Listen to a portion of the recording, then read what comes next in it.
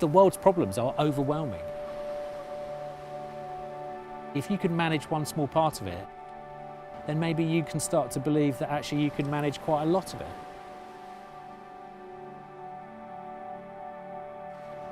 The 2-Minute Beach Clean was a project that came about just because I was walking on a beach in Devon and I was wading through plastic bottles, and I was so furious. And as someone who loved the beach, I couldn't believe that it was being so trashed. In 2013, we had a really bad storm here in North Cornwall. It was called Hercules. The rubbish that was left after it was just horrendous. I was walking on Crooklets Beach and just sort of picked up a bag of rubbish and just thought, well, I'd pick up this one and then I'll go back and get another one. And this idea started forming in my mind that we need to use a bit of human nature, and we can use the internet, social media to try and encourage people to come down and help. Everybody's got a couple of minutes, you can't refuse it. So the idea was that we'll just ask people for 2 minutes of their time to do a little beach clean. And if we get enough people to do beach cleans in between the big beach cleans, then actually it'll make the big beach cleans easier. And if we get enough people to do it, then actually we won't have to do big beach cleans at all. The beach clean stations on the beaches where you've got litter pickers and bags, they can borrow a bag and off you go. And we trialled it on the beach here in Bude. 6 years later, we've got nearly 900 of them around the UK. And in that first year of that beach clean station being on Crooklets Beach, there was a 61% drop in the amount of litter that was being picked up by the beach cleans. And so the idea that, hang on a second, we've got 900 beaches, and each beach is hopefully resulting in a 61% drop in the litter that's being picked up on those beaches, then we're making a difference. Come on then.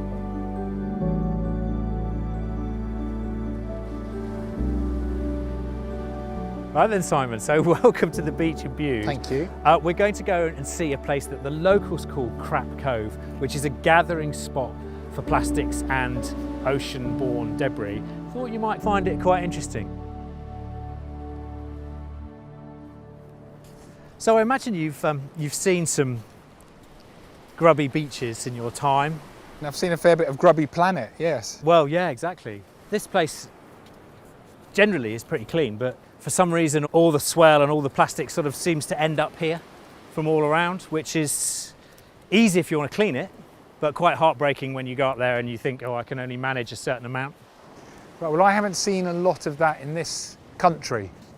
I've seen some really dirty beaches. Yeah. Beaches that are rapidly becoming plastic beaches, frankly, and Yeah. which has shocked and deeply upset me, actually. Yeah, I can imagine it would. But I suppose perhaps this year, this summer, having been closer to home, I've seen a bit more of the reality we face in this country as well. Can we talk about how things have changed? In the first 10 years of the 21st century, we created more plastic than in the entirety of the 20th century. And our creation and use and disposal of plastic is increasing still exponentially year after year, and more of it is going into the sea. Are you seeing that on beaches here and when you're surfing? I mean, in terms of what we're picking up, we're seeing smaller stuff, lots and lots of smaller stuff. So the stuff that's historically been on the beaches is breaking down into smaller bits. The beach cleaners are picking up this stuff because it's big. Yeah. But actually, when you start to dig in the pebbles here, that's where probably the bulk of it is.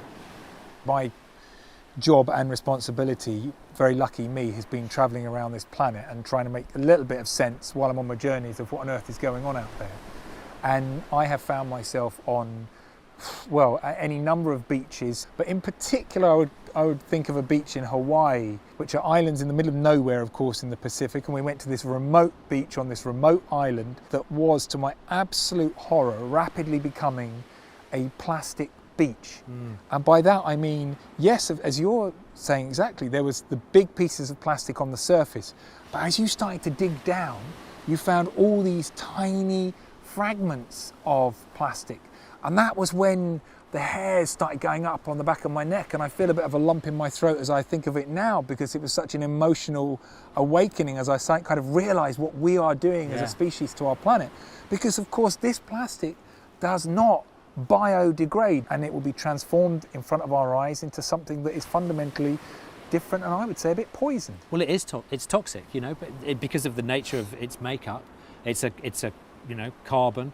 Fish are attracted to small bits of plastic, and seagulls are attracted to small bits of plastic because of the nature of the chemicals, that they attract natural pollutants. And actually it smells like food to them, so that anything that eats that, or that anything that eats the fish that eats the small bits, you know, and eventually it will come back to us. And I think every sample of mussels sampled in UK waters has got microfiber in it.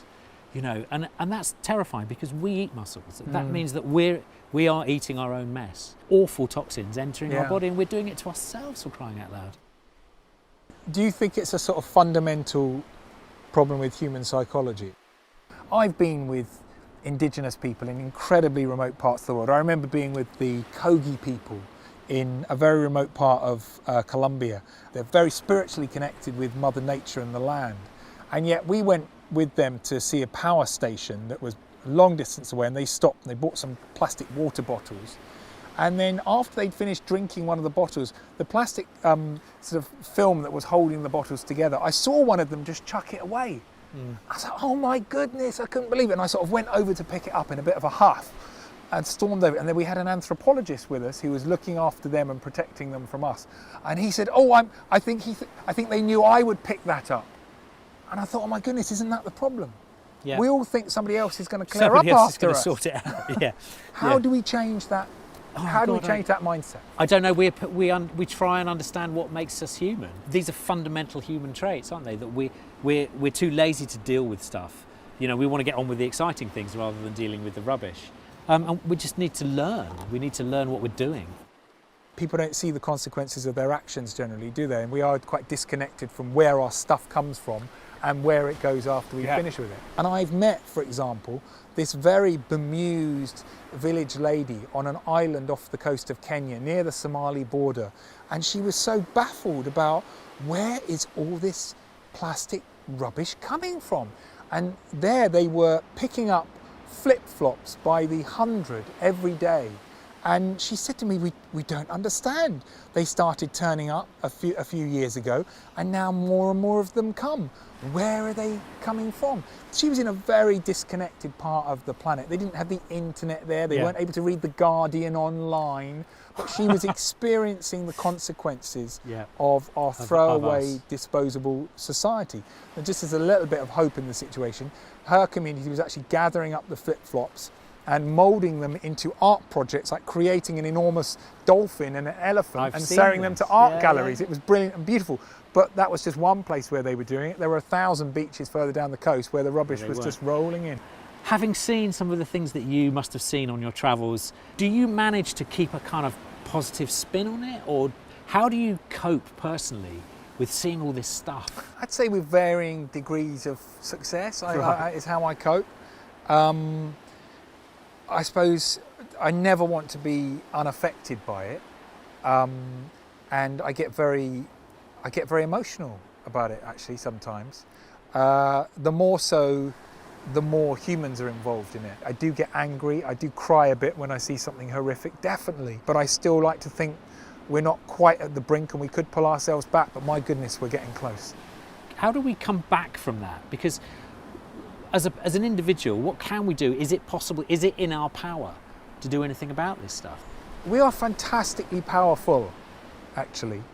Together, collectively and individually, we do have a lot of power, not just through the internet, of course, but through how we spend our money, through how we vote, through the causes and the issues that we get behind and we promote and we support.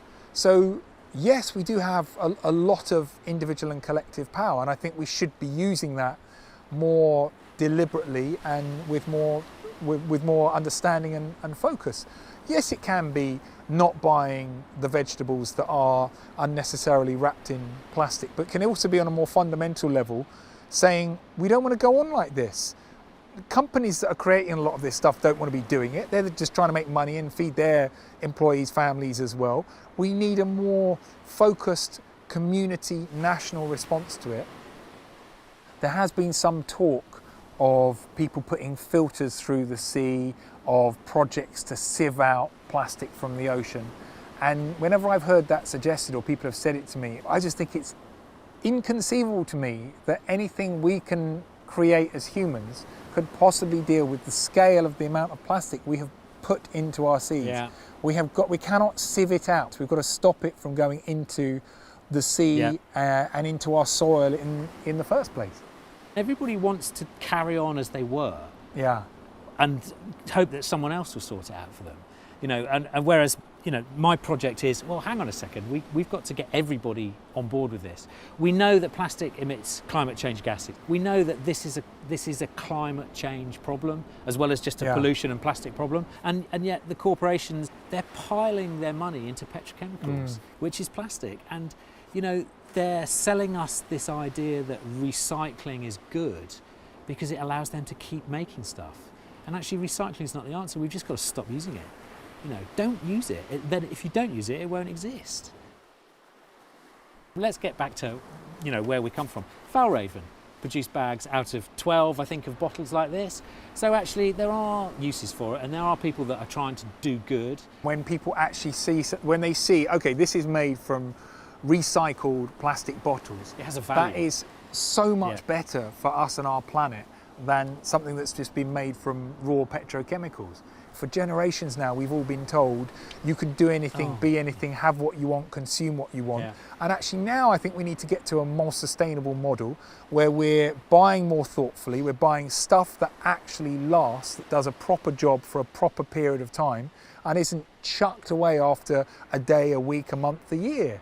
And I hope that's the direction of travel that we're going in. But if it's not one that we as the public go to, then I absolutely think the government should be leading and guiding us on that because that's what leadership should be about. We need a greener, better future that's more sustainable. I believe that we have power as consumers because this is a consumer society, and if we decide that we don't want it, then it won't be available. But then you've got a massive job of educating a huge number of people who love to get fast fashion items and who love to get cheap clothes and they have little value because they are so cheap, but just they're good because they're new.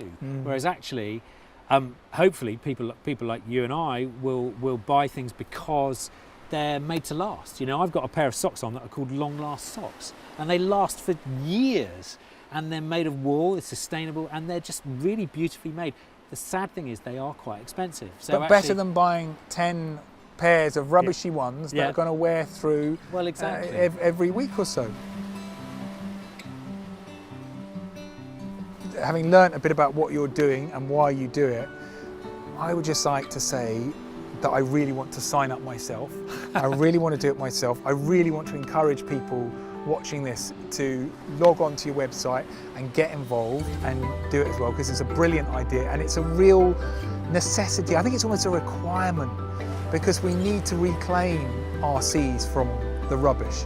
We need to recognise what the problem is. We all need to get in touch with it and understand that this stuff is all of our consumption and creation, and we're all responsible for it whether we know it or not, and we all need to be involved in picking it up and stop it from going in the sea in the first place.